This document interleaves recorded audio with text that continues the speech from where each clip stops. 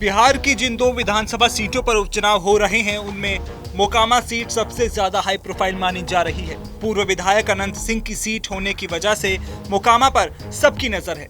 मोकामा में अनंत सिंह की पत्नी नीलम देवी और पूर्व सांसद सूरजभान सिंह के करीबी सोनम देवी के बीच सीधा मुकाबला है।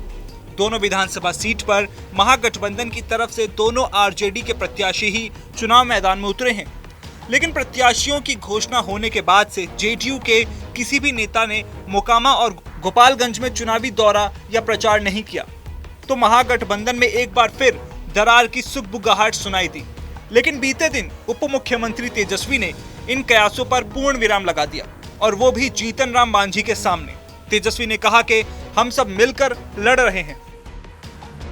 एक सवाल जिसको लेकर कभी कभी महागठबंधन को लेकर कंफ्यूजन हो जाता है। जीतन राम मांझी जी का 2 दिन पहले बयान आया है कि नीतीश जी अगर भाजपा में जाते हैं देश हित में तो हम उसका स्वागत करेंगे।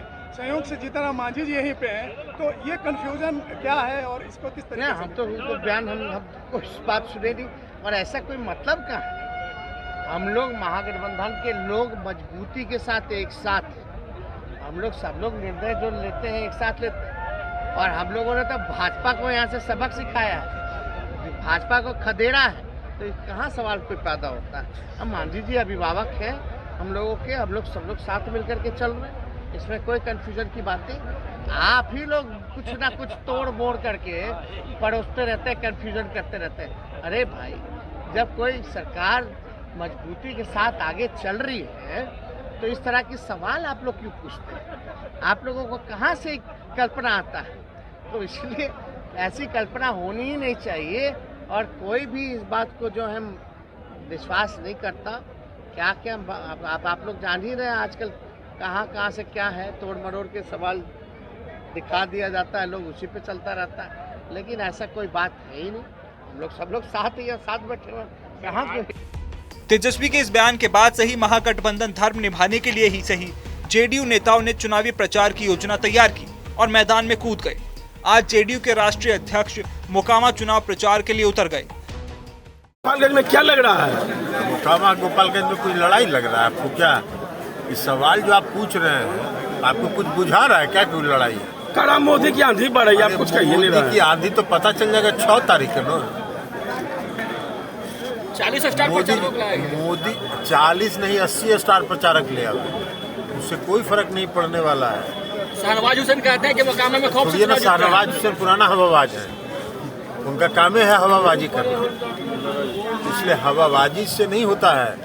जनता का समर्थन और धरातल पर महागठबंधन के पक्ष में जनता का अपार समर्थन है। और अभी तो हम मोकामा घूम रहे हैं, खास करके मोकामा में हम आज आपको बता देते हैं 6 तारीख को गिनती होगी और मोकामा का पिछला सारा रिकॉर्ड टूटेगा।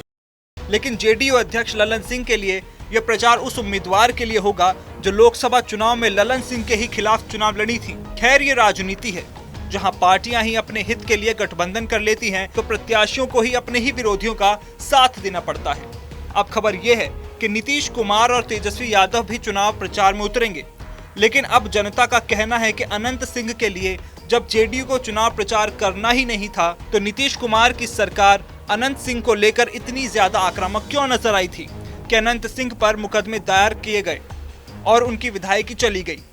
इन परिस्थितियों में ये समझ पाना बेहद मुश्किल है कि अनंत सिंह की पत्नी के लिए चुनाव प्रचार करना महागठबंधन में शामिल जेडीयू के लिए मजबूती है या मजबूरी। बाहुबली बनाम बाहुबली की लड़ाई में अब यहाँ नेताओं के बनते बिगड़ते नए रिश्ते के खेल भी देखने को मिलेंगे।